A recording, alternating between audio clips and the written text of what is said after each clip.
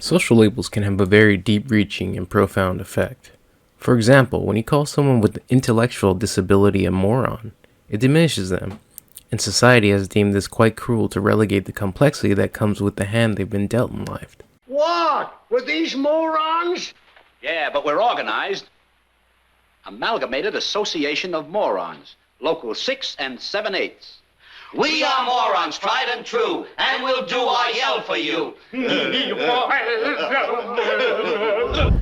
Now, unfortunately, not everyone is as resilient as our beloved Larry, Moe, and Curly. To see this dynamic in motion, we must look no further than everybody's favorite inexplicably massive budget 90s Mexican prison movie, Blood In, Blood Out. Most of us are familiar with the tale of young half-Mexican Miklo's journey from the street gangs of East LA to the prison gangs in San Quentin and back again, right? But did you know that social labeling theory is illustrated immaculately in this movie? When Miklo gets out on parole from his first stint in prison, he is set up with a job at a tire factory. We soon find out that his job is run by a man named Gil, who works with the parole board to hire felons and help them turn their lives around. But we also learn Gil has a gambling problem. Yeah, 1,200, Larry. And uses the leverage he has over said felons as his insurance policy when he loses. You use my money to pay back your gambling debts? Huh? The workers know with one phone call, Gil has the power to send them back to prison. This is all because of the stigma that comes with the social label. Convict.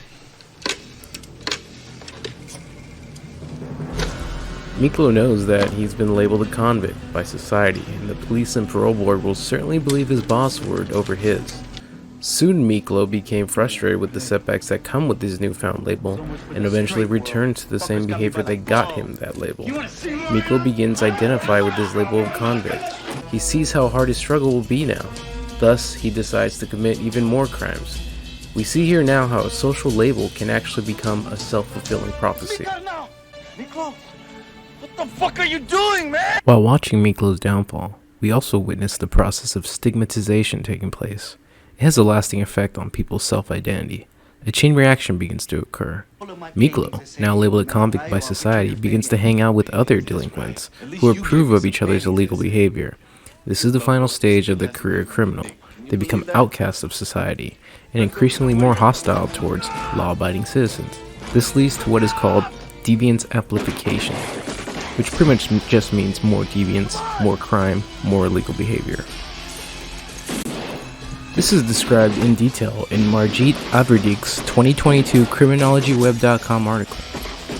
So let's sum up the labeling process in regard to Miklo's plight in the film. While trying to prove himself to the Vato local street gang, Miklo kills Tres Puntos gangster Spider in a confrontation stemming from a petty territorial dispute gone way out of control.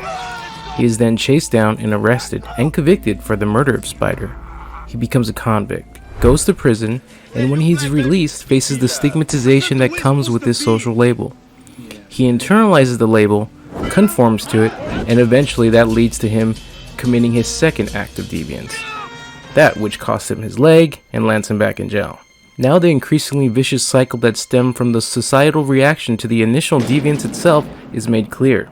This is why we need to be careful with the words we choose to use, as they have the power to amplify a problem that all we needed to do was simply label.